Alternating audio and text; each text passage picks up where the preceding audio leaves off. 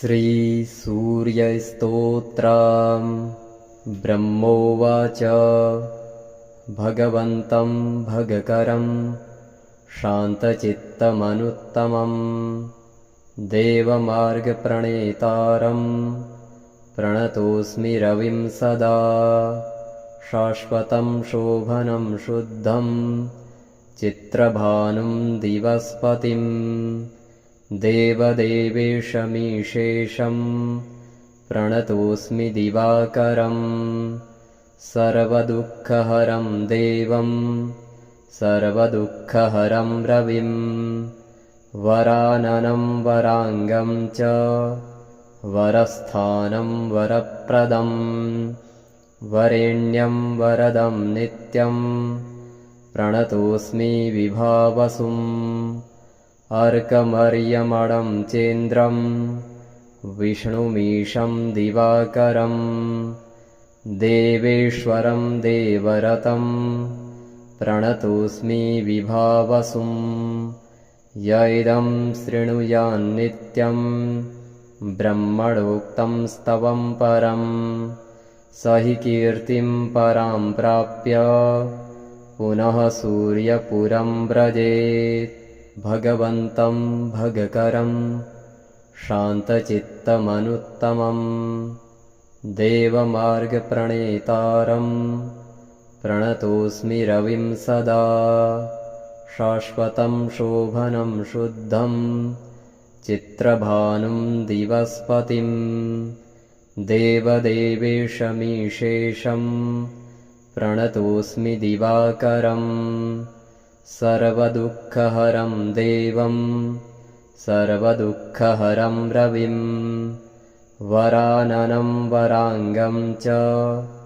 वरस्थानं वरप्रदं वरेण्यं वरदं नित्यं प्रणतोऽस्मि विभावसुम्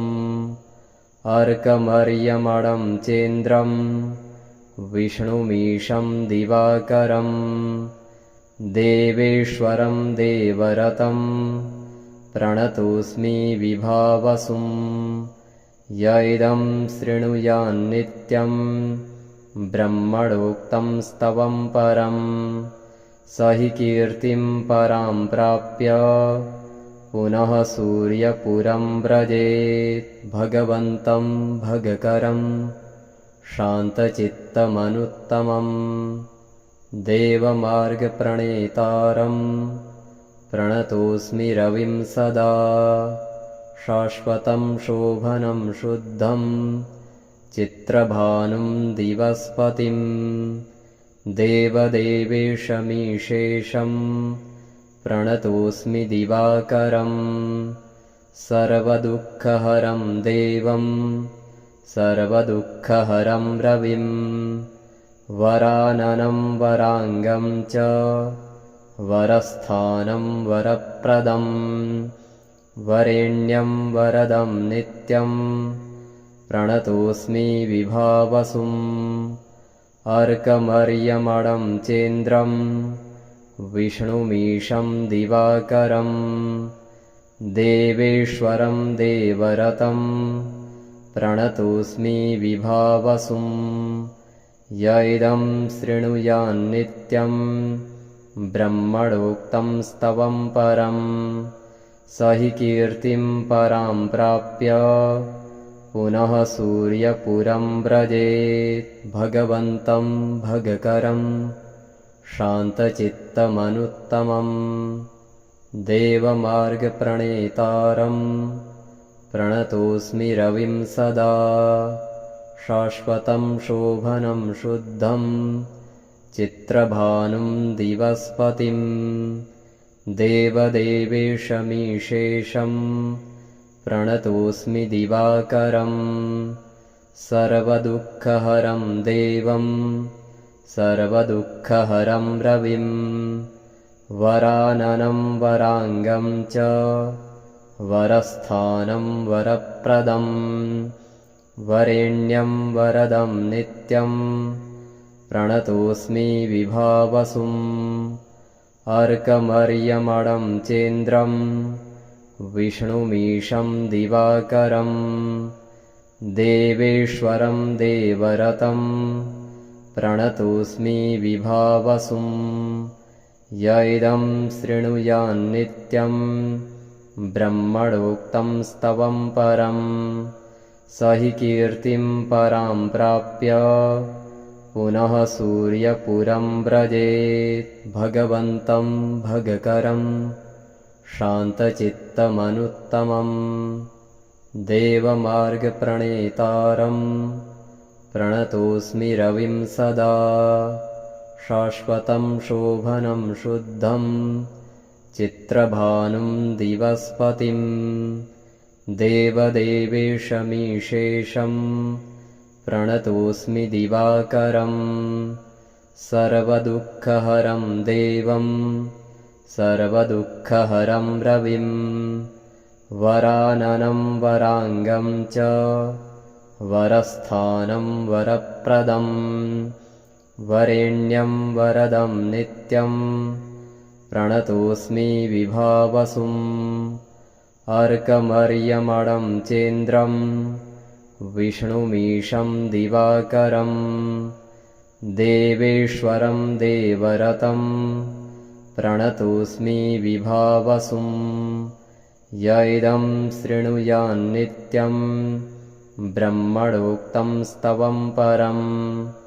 स हि कीर्तिं परां प्राप्य पुनः सूर्यपुरं व्रजेत् भगवन्तं भगकरं शान्तचित्तमनुत्तमं देवमार्गप्रणेतारं प्रणतोऽस्मि रविं सदा शाश्वतं शोभनं शुद्धं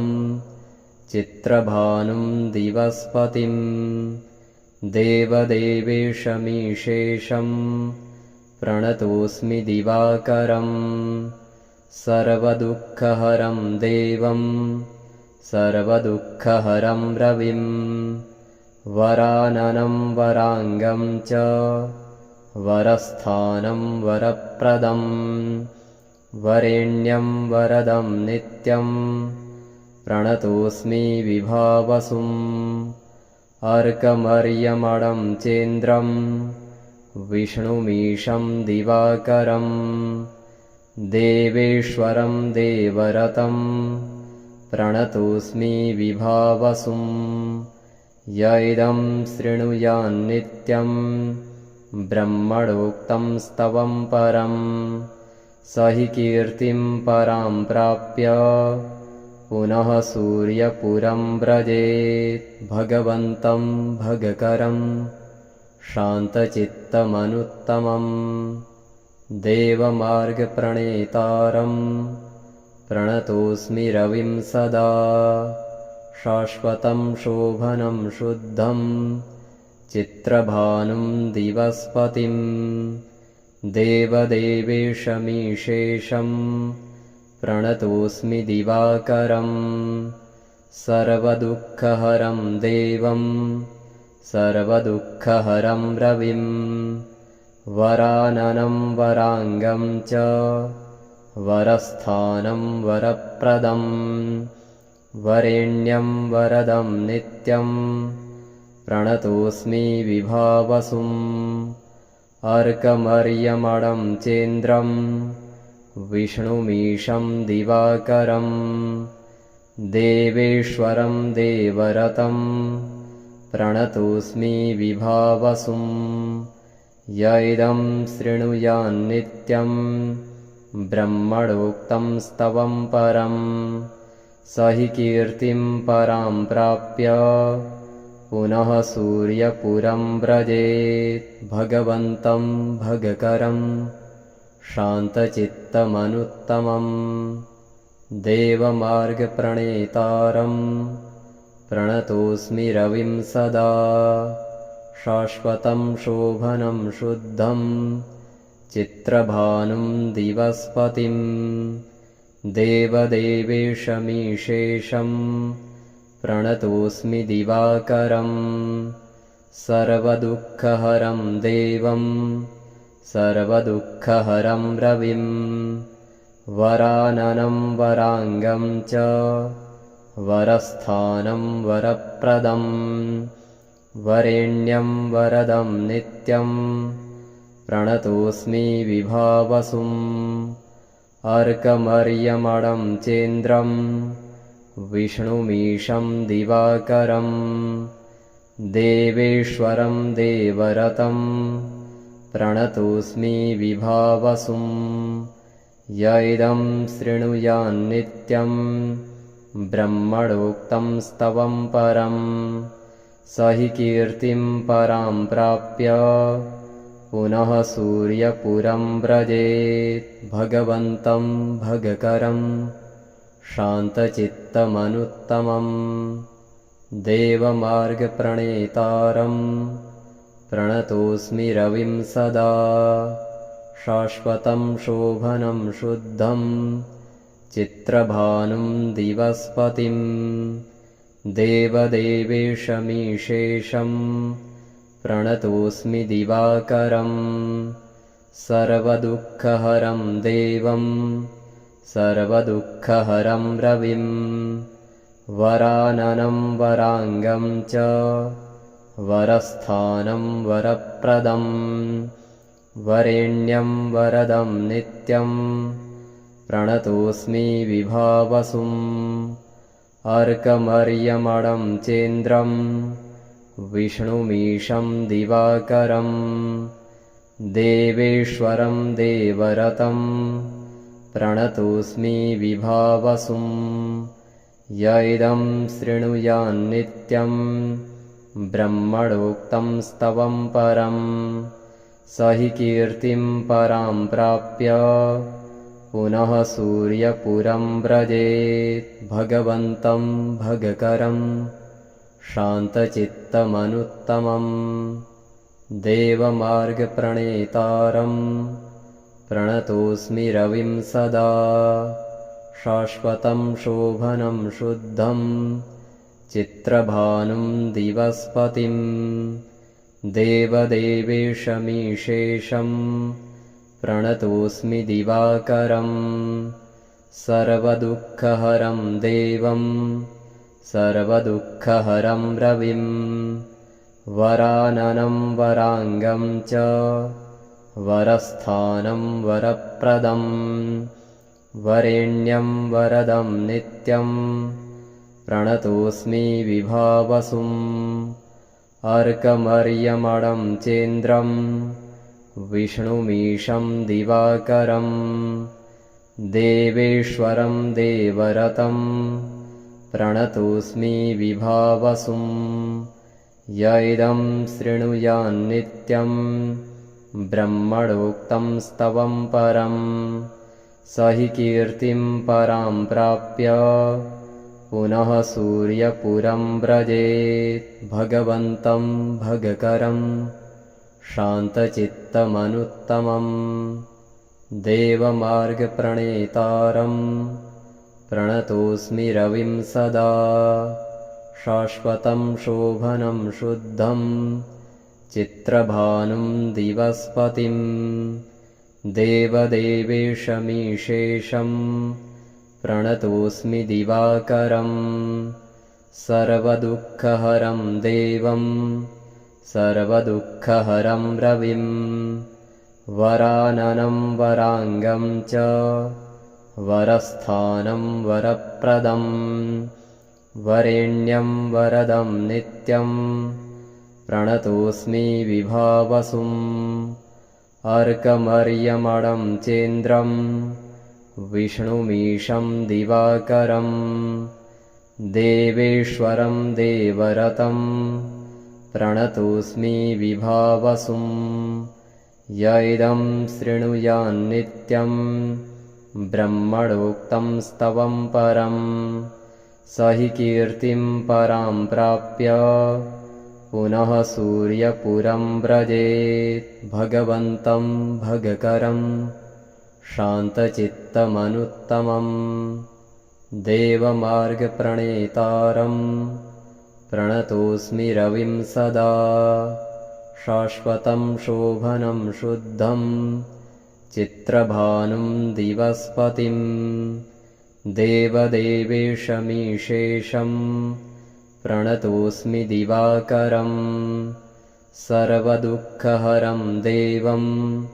सर्वदुःखहरं रविं वराननं वराङ्गं च वरस्थानं वरप्रदं वरेण्यं वरदं नित्यं प्रणतोऽस्मि विभावसुम् अर्कमर्यमणं चेन्द्रं विष्णुमीशं दिवाकरं देवेश्वरं देवरतं प्रणतोऽस्मि विभावसुम् य इदं शृणुयान्नित्यं ब्रह्मणोक्तं स्तवं परं स हि कीर्तिं परां प्राप्य पुनः सूर्यपुरं व्रजेत् भगवन्तं भगकरं शान्तचित्तमनुत्तमं देवमार्गप्रणेतारं प्रणतोऽस्मि रविं सदा शाश्वतं शोभनं शुद्धं चित्रभानुं दिवस्पतिं देवदेवेशमीशेषं प्रणतोऽस्मि दिवाकरं सर्वदुःखहरं देवं सर्वदुःखहरं रविं वराननं वराङ्गं च वरस्थानं वरप्रदं वरेण्यं वरदं नित्यं प्रणतोऽस्मि विभावसुम् अर्कमर्यमणं चेन्द्रं विष्णुमीशं दिवाकरं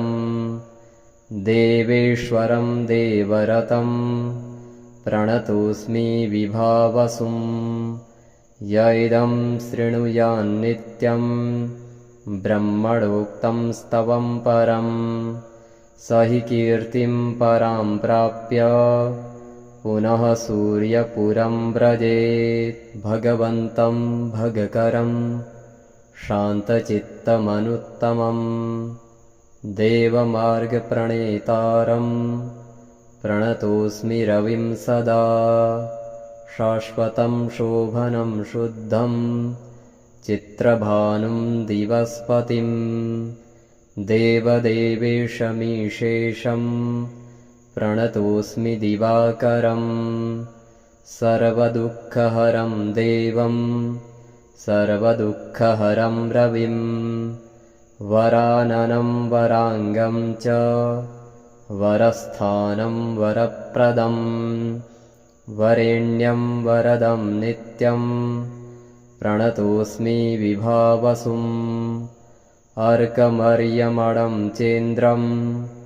विष्णुमीशं दिवाकरं देवेश्वरं देवरतं प्रणतोऽस्मि विभावसुम् य इदं शृणुयान्नित्यं ब्रह्मणोक्तं स्तवं परं स हि कीर्तिं परां प्राप्य पुनः सूर्यपुरं व्रजेत् भगवन्तं भगकरं शान्तचित्तमनुत्तमं देवमार्गप्रणेतारं प्रणतोऽस्मि रविं सदा शाश्वतं शोभनं शुद्धं चित्रभानुं दिवस्पतिं देवदेवेशमीशेषं प्रणतोऽस्मि दिवाकरं सर्वदुःखहरं देवं सर्वदुःखहरं रविं वराननं वराङ्गं च वरस्थानं वरप्रदं वरेण्यं वरदं नित्यं प्रणतोऽस्मि विभावसुम् अर्कमर्यमणं चेन्द्रं विष्णुमीशं दिवाकरं देवेश्वरं देवरतं प्रणतोऽस्मि विभावसुम् य इदं शृणुयान्नित्यं ब्रह्मणोक्तं स्तवं परं स हि कीर्तिं परां प्राप्य पुनः सूर्यपुरं व्रजेत् भगवन्तं भगकरं शान्तचित्तमनुत्तमम् देवमार्गप्रणेतारं प्रणतोऽस्मि रविं सदा शाश्वतं शोभनं शुद्धं चित्रभानुं दिवस्पतिं देवदेवेशमीशेषं प्रणतोऽस्मि दिवाकरं सर्वदुःखहरं देवं सर्वदुःखहरं रविं वराननं वराङ्गं च वरस्थानं वरप्रदं वरेण्यं वरदं नित्यं प्रणतोऽस्मि विभावसुम् अर्कमर्यमणं चेन्द्रं विष्णुमीशं दिवाकरं देवेश्वरं देवरतं प्रणतोऽस्मि विभावसुम् य इदं शृणुयान्नित्यं ब्रह्मणोक्तं स्तवं परं स हि कीर्तिं परां प्राप्य पुनः सूर्यपुरं व्रजेत् भगवन्तं भगकरं शान्तचित्तमनुत्तमम् देवमार्गप्रणेतारं प्रणतोऽस्मि रविं सदा शाश्वतं शोभनं शुद्धं चित्रभानुं दिवस्पतिं देवदेवेशमीशेषं प्रणतोऽस्मि दिवाकरं सर्वदुःखहरं देवं सर्वदुःखहरं रविं वराननं वराङ्गं च वरस्थानं वरप्रदं वरेण्यं वरदं नित्यं प्रणतोऽस्मि विभावसुम् अर्कमर्यमणं चेन्द्रं विष्णुमीशं दिवाकरं देवेश्वरं देवरतं प्रणतोऽस्मि विभावसुम् य इदं शृणुयान्नित्यं ब्रह्मणोक्तं स्तवं परं स हि कीर्तिं परां प्राप्य पुनः सूर्यपुरं व्रजेत्।